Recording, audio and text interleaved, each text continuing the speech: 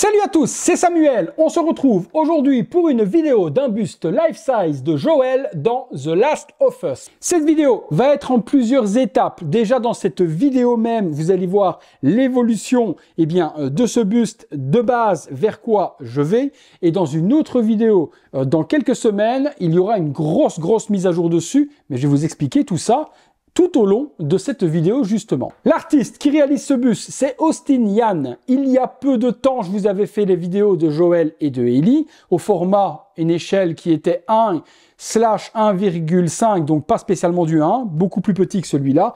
Austin a décidé de réaliser Joel et Ellie également en buste taille réelle cette fois-ci, et ayant déjà un claqueur dans ma collection réalisé par Joe Bongartz. Je vous en ai fait la vidéo, si vous ne l'avez pas vue, elle est juste là. Je voulais le duo avec Ellie et Joel dans la même taille. Austin, il y a quelques temps, a vendu son prototype, c'est celui que j'ai ici, donc c'était le tout premier, Joel réalisé pour les photos promo et autres. J'ai pas hésité, quand j'ai vu que c'était le proto, j'en ai fait l'acquisition immédiate. Sur les versions 1/1,5 au niveau de l'échelle, vous avez été nombreux à ne pas aimer et certains à aimer. L'interprétation, surtout des personnages dans les petits bustes de Joel et Ellie par Austin, comme s'ils avaient été dans la vraie vie, avait dérangé énormément de monde. Sur ces versions 1.1, je trouve qu'on retrouve quand même beaucoup plus le design du jeu vidéo que de l'interprétation. C'est pour ça que j'ai vraiment sauté sur celui-là. Ce buste de Joel, lorsque je l'ai acheté, il était tel quel, petit t-shirt bleu, imitation du sac à dos avec les straps qui reviennent juste là, qui reviennent à l'arrière, donc il n'a pas de sac à dos, coupe au niveau des épaules que j'appréciais plutôt pas mal pour la simple et bonne raison qu'on avait justement une partie du bras et une partie de l'épaule. C'était pas une coupe spécialement en V sans épaule. Il aurait été coupé juste là, je l'aurais peut-être pas acheté ou je l'aurais modifié encore plus que ce que je vais faire dessus. Forcément, ce t-shirt bleu d'un Joel, étant dans The Last of Us Part 1, ne m'intéresse pas trop. C'est pour ça que grâce à un ami, Greg Jackman, qui est un énorme cosplayer, qui fait du Joel justement, du Wolverine et plein d'autres personnages, il avait une chemise officielle du jeu vidéo, la célèbre chemise verte avec les lignes, et il en avait une qui était en trop, et il me l'a cédé. Donc un énorme merci encore à toi mon Greg, parce qu'on va voir forcément qu'avec la nouvelle chemise, le buste va prendre une autre dimension. Niveau barbe, pareil, il y a un travail à faire. Mon ami Kevin, qui est barbier et également coiffeur, va venir s'occuper de tailler la barbe. Pas de façon trop propre, parce que Joel n'a pas une barbe hyper propre dans The Last of Us Part 1. Elle est un petit peu négligée, mais un petit peu mieux quand même que ce qui a été fait là. Niveau des cheveux également, Austin, autant il est très bon sculpteur, autant il est très mauvais coiffeur. Donc là, les cheveux, c'est n'importe quoi aussi. Mon ami Kev va venir me faire une coiffe parce que là, on a des cheveux qui sont trop longs et qui n'ont pas de raison. On a l'impression que ça a été coupé par une maman dans les années 50 qui coupait les cheveux de son fils avec un sécateur. Donc là, gros travail à faire sur les cheveux, mais Kevin m'a dit il vaut mieux en avoir de trop que pas assez. Donc il va me styliser tout ça. Mis à part ça, le visage, celui qui me dit qu'il voit pas Joel, je comprends pas. Le visage, il est exceptionnel. Regard en coin, ce qui force forcément à mettre le buste un petit peu de 3/4 profil, certainement de la sorte, pour qu'il vous regarde. Et vous allez voir également dans cette vidéo que j'ai fait appel à mon ami Steven Vernet pour accompagner ce buste d'une base. Vous connaissez Steven si vous suivez la chaîne, il m'a fait la base pour mon Jack Sparrow et plein d'autres dioramas également. Là, je lui ai confié le buste de Joel pendant quelques semaines et il s'est occupé d'adapter une base 100% custom à ce buste et je vais vous le faire découvrir. Le visage est full silicone, les poils sont pinchés un par un dans le silicone, on a des yeux de verre également, les sourcils aussi sont pinchés et un teint de peau assez bronzé, un peu sali, tout comme dans le jeu vidéo, puisque forcément, vu ce qui se passe dans le monde, ils n'ont pas une hygiène hyper impeccable. Il a également fait plein de petits grains de beauté ici sur l'arrière. Le torse également est traité. On a en dessous également même des poils qui ont été pinchés, des poils qui ressemblent en plus au niveau texture vraiment à des poils de torse. Je veux pas savoir où ils ont été faits. Une belle carrure et surtout, comme je vous dis, pour le projet que j'ai, que je vous fais découvrir à la fin de la vidéo, cette partie d'épaule va me servir moi à quelque chose. On change déjà le design, on l'habille avec la chemise et on regarde ce que ça donne. Ce sont des scratchs, j'enlève ça parce que je vais le récupérer pour la chemise. On a ensuite ceci que l'on peut enlever. Et ce que je vous dis, vous voyez qu'au niveau du torse, Austin va quand même dans le détail. La musculature, on a les poils, Bon, les tétons, c'est son style à lui, il aime bien faire des tétons. Bien, ici au niveau également du nombril, on a des poils. Et là, regardez le contour, musculature, design. On a quelque chose qui est quand même super propre, hein. J'ai donc pu obtenir cette chemise, comme je vous ai dit, grâce à mon ami Greg. C'est une chemise en plus niveau taille qui correspond bien à Joël. Forcément, comme il n'a pas encore de bras, j'ai bien dit encore de bras, j'ai gardé les manches, et les manches, je vais les mettre à l'intérieur de la chemise pour pouvoir l'assembler dessus et avoir un semblant justement de chemise qui a été découpée pour le buste. Donc du coup, ça me permet d'habiller de la sorte. Et vous voyez, avec la chemise qui rentre à l'intérieur comme ça, et pareil ici, on va avoir l'impression en fait que la chemise a été découpée pour matcher avec le buste. Niveau de la taille, pour le moment, je ne la coupe pas encore au niveau de la longueur, parce que je dois, eh bien, adapter, je vous le dis, un bras ou peut-être deux à ce buste. Donc il va avoir un bras qui va revenir par devant et qui va tenir un sur un. Donc j'ai déjà l'avant-bras qui va arriver d'ici à là en silicone.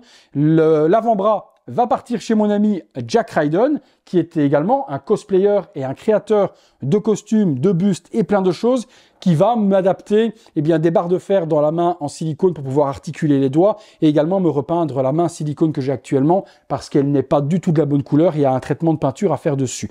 Donc quand il va être terminé, avec la base, le bras, la nouvelle chemise et autres, je vous assure que ça risque de donner quelque chose de plutôt pas mal.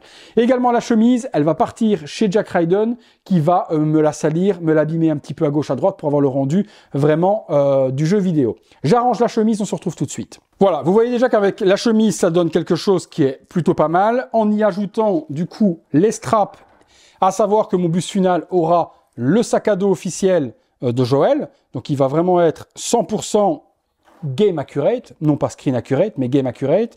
On va avoir quelque chose qui va être pas mal, avec également un tuyau avec des ciseaux qui vont être assemblés, un morceau de bois avec également des clous qui vont être plantés dedans, ou une arme. On va avoir quelque chose qui va être plutôt pas mal. Mais là déjà, bon, je vous montre pas l'arrière parce que j'ai bouloté la chemise le temps de la traiter et de la couper, mais vous allez voir que ça va pas me gêner parce que cette partie-là va être masquée dans la base de Steven. Voilà pour le moment ce que ça donne avec la chemise de Joël, forcément petit kiff plus que le t-shirt bleu, on va pas se mentir. Regardez ce que ça donne, vous me direz ce que vous en pensez. Quand elle va être salie, noircie un petit peu, on n'aura plus ce vert étincelant et on va retrouver le vert justement que l'on a dans le jeu vidéo. Je vous fais découvrir la base que m'a fait Steven, on est parti. Et voilà la base que m'a réalisé le poteau Steven. Alors, comment on en est arrivé à cette base-là? Il m'a dit, qu'est-ce que tu veux? Je dis, je veux quelque chose de circulaire, de la même hauteur à peu près de mon claqueur pour que Joël ait les yeux à la même hauteur que le claqueur. Je vous montrerai les deux l'un côté de l'autre à la fin de la vidéo, vous verrez que ça a son petit effet tout de même. Qu'est-ce que tu veux au niveau du design? Je veux du post-apocalyptique, du béton, un logo Luciole quelque part, des bricaillons, morceaux de roue, des plantes qui ont pris le dessus sur la nature. Je veux également des tuyaux, des grillages et également des champignons. Ok, je lui explique comment je veux le tout. Je voulais avoir le logo des Lucioles juste ici devant et creuser dans le béton pour qu'on voit l'intérieur du socle et je vais vous expliquer pourquoi je voulais l'intérieur du socle visible. Je voulais également des cassures ici pour voir également l'intérieur, de la mousse qui sort par-dessus, de l'eau qui a coulé un petit peu partout, des petites plantes, des rochers, des briques pour forcément rappeler les armes du jeu, les fameuses briques qu'on prend pour faire de la diversion avec les claqueurs et les attirer dans un autre côté. Je voulais également avoir des petits trucs caution biohazard chimique un petit peu partout. Il m'a mis des petites banderoles, une petite barrière signalétique jaune et noir. Il me l'a mise et puis de la mousse qui apparaissait partout.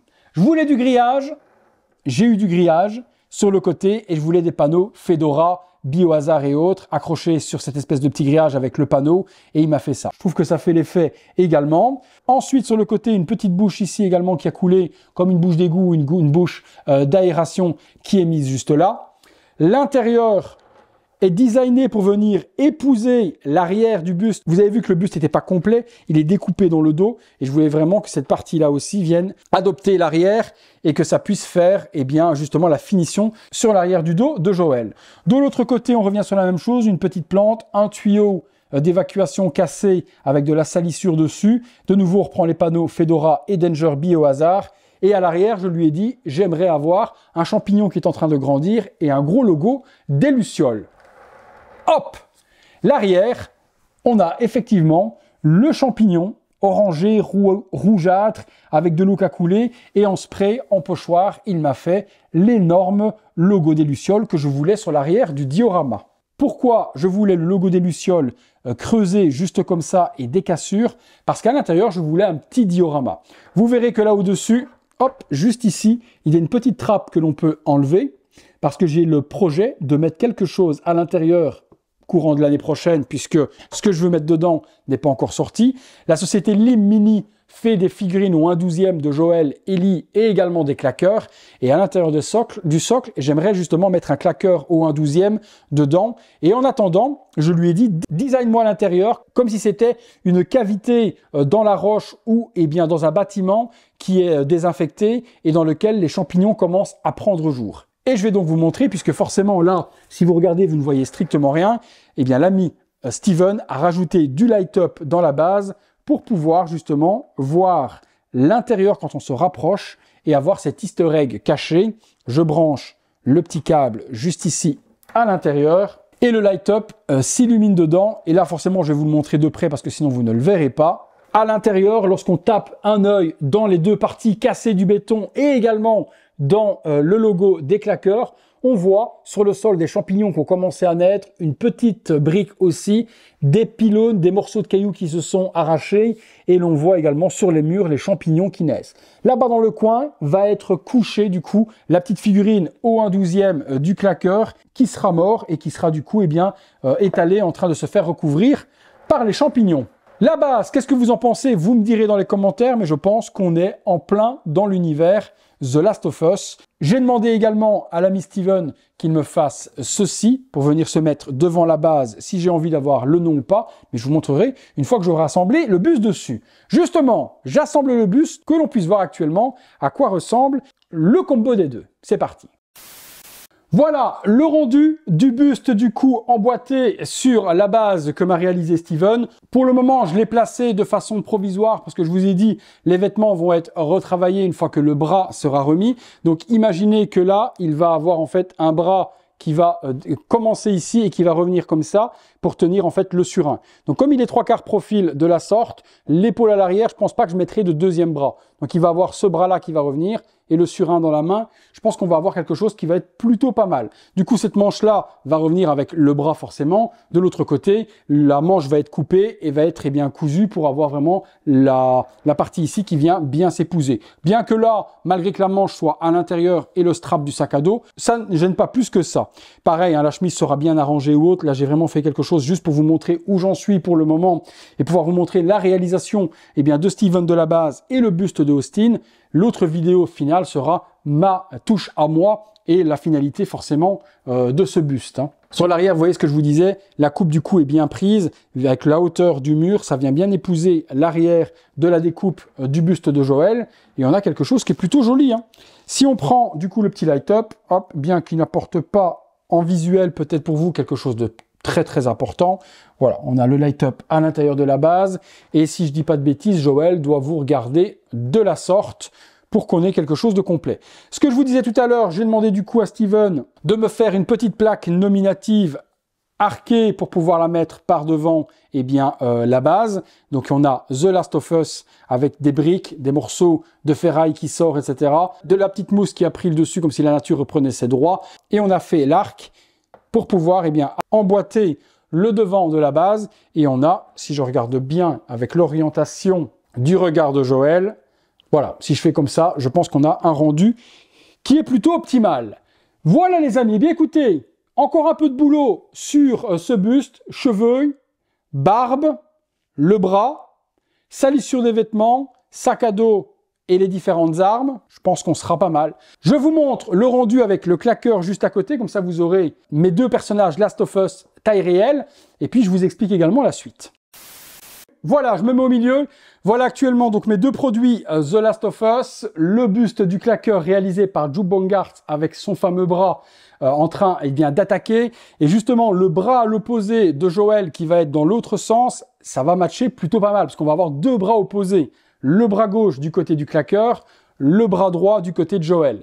Ce n'est pas tout, vous vous dites ok c'est bien, tu as Joël et tu as l'ami claqueur. Est-ce qu'il ne te manquerait pas un autre personnage? Et oui, forcément, Ellie rejoindra également la partie. Non pas la Ellie, eh bien, taille réelle que j'ai acheté et que je vais recevoir incessamment sous peu, donc avec les pieds et les jambes en 1-1 full size, non. On va adapter également un buste de Ellie, version enfant, puisqu'on est sur The Last of Us Part 1 sur celui-ci. On va faire Ellie enfant, jeune, quand elle a 13 ans, en buste. Donc buste coupé de la même manière, au niveau ici du torse. Elle aura par contre, elle, 2 bras, avec 2 mains silicone, et il se peut qu'elle tienne, à mon avis, un fusil de chasse de la sorte dans ses mains. Elle aura le sac à dos, le t-shirt rouge avec l'énorme soleil. Tout est prévu avec les manches longues noires, et le visage sera réalisé par Austin également, puisqu'il est en train de me faire la tête uniquement, puisque j'ai acheté un body de couture avec des bras articulés, sur lesquels je vais adapter des mains en silicone. J'ai un gros travail. Je pense que quand vous allez voir le trio The Last of Us rassemblé dans ma collection, vous allez, à mon avis, être nombreux à envier cette petite collection. Voilà les amis, je voulais vous montrer tout ça. Franchement, je vous fais un petit tour du claqueur pour ceux qui ne l'auraient pas vu, et sinon, hop là, la vidéo est disponible sur la chaîne avec le petit diorama à l'arrière, eh bien, du colosse. Ça, c'était la réalisation de Jupe. Et puis ici, de nouveau, la petite réalisation Steven Cross, Samuel Cross, eh bien, Austin pour le buste de Joël. Je suis pas peu fier. Moi, étant un grand fan de The Last of Us, franchement, de vous à moi, pas peu fier du tout, eh bien, de ce résultat et de ces 2 bustes, et hâte forcément d'assembler la petite Ellie avec pour avoir un trio Last of Us de choc. J'attends vos commentaires. Si le buste de Joël vous intéresse, il est toujours possible d'en avoir. Ellie également. Vous pouvez contacter Austin. Au niveau du prix du buste, on est aux alentours de 2500 $. Habituellement, c'est les prix des bustes custom de la sorte, donc 2500, 2800 $ pour le buste de Joël. Avec le t-shirt bleu, par contre, il n'y aura pas cette chemise-là, il n'y aura pas la base non plus. Si vous êtes intéressé, par contre, par des socles, par des bases ou autres, vous aurez également dans la description de la vidéo les contacts de Steven Vernet qui pourra vous régaler de la sorte. Allez, c'est tout pour Joël, c'est tout pour moi. À très bientôt les amis, pour une prochaine vidéo.